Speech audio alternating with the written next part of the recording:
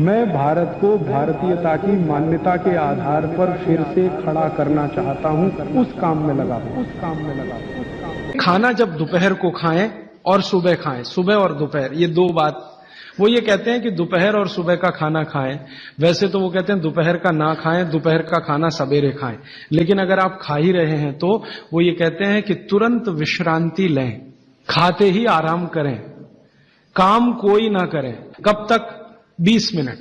20 minute विश्रांति लें। और उसको उन्होंने एक्सप्लेन किया है कि वो विश्रांति जो होनी चाहिए वो आपके शरीर को, जो बायां हाथ है इसको नीचे करके दाएं हाथ को ऊपर करके वाम कुक्षी अवस्था में लेटें। भगवान विष्णु को लेटे हुए देखा शेषनाग पर, बस उसी परिस्थिति में लेटें, उसी स्थिति में लेटें। क्यों? Left side. आप जानते हैं हमारे शरीर में 2 नाड़ियां हैं, वैसे तो 3 है, 3 नाड़ियां, एक सूर्य नाड़ी है, एक चंद्र नाड़ी है, एक मध्य नाड़ी है। ये जो सूर्य नाड़ी है यही भोजन को पचाने में मदद करती है। सूर्य नाड़ी तभी चलती है जब आपकी चंद्र नाड़ी कम हो। भोजन पचाना है सुबह का और दोपहर का, सूर्य नाड़ी तीव्र होनी ही चाहिए। तो लेफ्ट साइड में लेटो तो तुरंत सूर्य नाड़ी शुरू हो जाती है। वैसे तो अगर आप स्वस्थ हैं तो खाना खाते ही आपकी सूर्य नाड़ी अपने आप शुरू हो जानी चाहिए। नहीं हो रही है तो लेफ्ट साइड में लेट जाइए, लेटते ही शुरू हो जाएगी। 20 मिनट जरूर लेटें। फिर आप कहेंगे जी नींद आ गई, तो भागवत जी कहते हैं ले लो एक झपकी।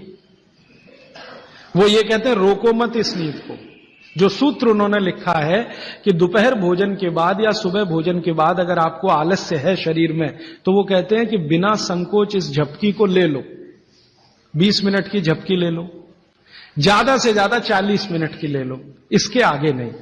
तो अगर आप भोजन के बाद इस विश्रांति ले लें 20 से 40 मिनट, तो अगले आधे दिन काम करने को बहुत एनर्जी आपके पास आएगी। आप चाहें तो आज ही करके देख लें। मैं इस सूत्र को वैसे कल विस्तार से समझाने वाला हूं कि शरीर के 14 वेग होते हैं, वेग, उनको कभी भी रोके नहीं। उसमें से निद्रा है, नींद जो है ना, ये एक वेग है। तो वो कहते हैं कि दोपहर के खाने के बाद अगर आलस्य आ रहा है तो ये स्वाभाविक है, क्योंकि खाना खाते ही जठर अग्नि प्रदीप्त होगी। अग्नि प्रदीप्त होने के लिए मैंने आपसे कल समझाया था ना, ब्लड की जरूरत पड़ेगी। तो सारे शरीर का खून पेट में रहता है जब तक खाना पचता है, तो बाकी अंगों को खून की कमी है तो प्रेशर बढ़ेगा, तो ब्रेन को प्रेशर आता है, तो ब्रेन रिलैक्स होना चाहता है, इसलिए भोजन के बाद आपको सुस्ती आएगी ही। ये प्रकृति का नियम है। तो आप ले लेना उस नींद को, छोड़ते क्यों हैं? बहुत कीमती है, लोगों को मिलती नहीं, गोलियां खाते हैं फिर भी नहीं आती। मैं आपको और एक छोटी सी जानकारी बताऊं कि भागवत जी के इस सूत्र पर यूरोप और अमेरिका में बहुत रिसर्च हो रही है आजकल। और ब्राजील और मैक्सिको और ऑस्ट्रेलिया, तीनों देश की सरकारें 2008 में कानून बनाने जा रही हैं कि हर एक कर्मचारी को लंच के बाद झपकी लेने के लिए ब्रेक देना कंपलसरी है।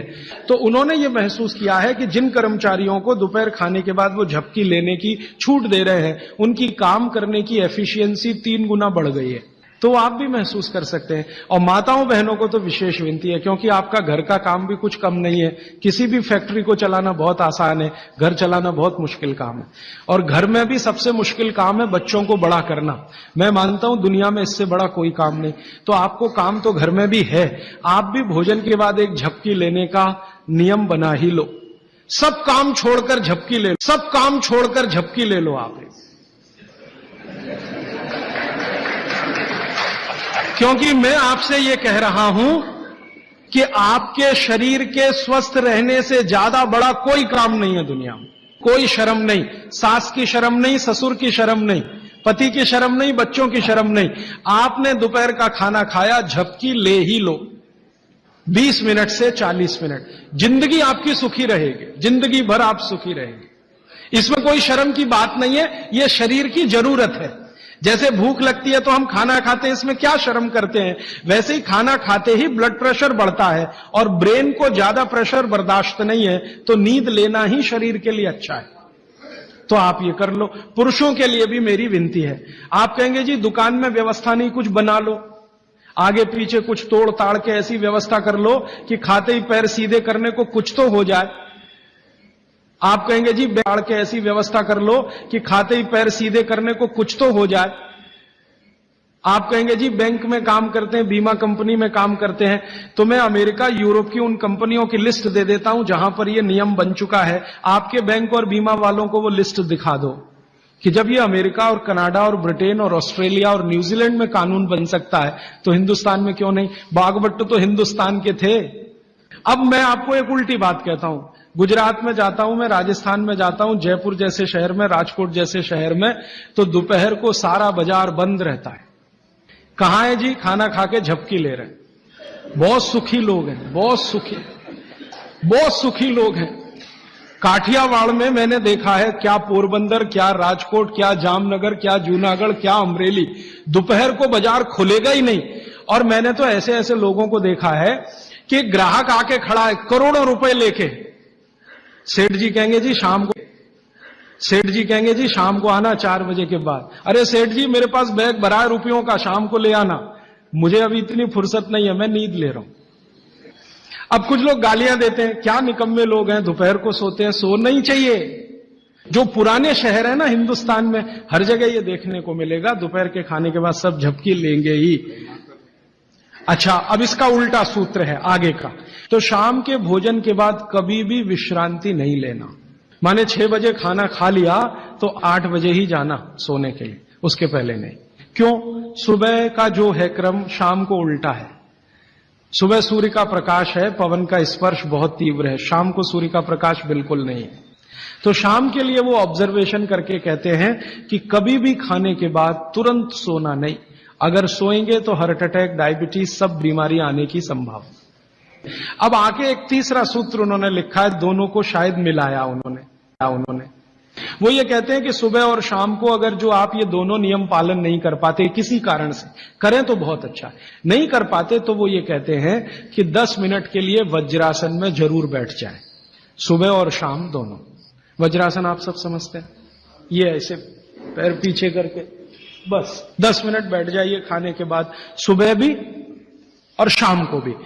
और प्राणायाम और योग में महर्षि पतंजलि ने कहा है कि भोजन के बाद जो किया जाने वाला आसन है वो ये एक ही है, बाकी कोई आसन आप नहीं कर सकते। महर्षि पतंजलि वाग्भट के बाद के हैं। महर्षि पतंजलि कहते हैं कि अगर वज्रासन में कोई बैठता है तो शरीर बिल्कुल वज्र के जैसा ही होता है। वज्र आप समझते हैं, एकदम कठोर मजबूत।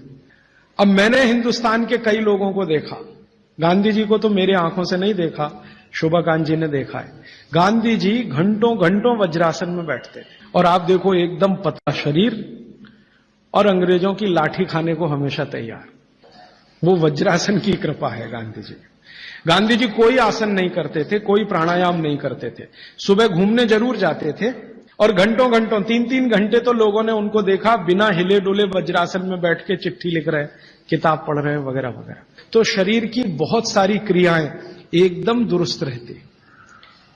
ये 3 सूत्र हुए।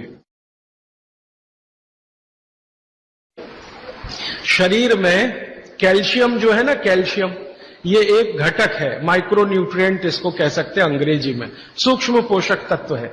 ये कैल्शियम के बारे में जो गंभीर बात है आज के विज्ञान के हिसाब से जो मैं कहना चाहता हूं, भागवत जी ने तो 3500 साल पहले कह दिया, आज का विज्ञान उसको प्रूव कर रहा है, कंफर्म कर रहा है। वो ये कि कैल्शियम की कमी अगर शरीर को है तो आपको 20 नहीं 85 बीमारियां आएंगी।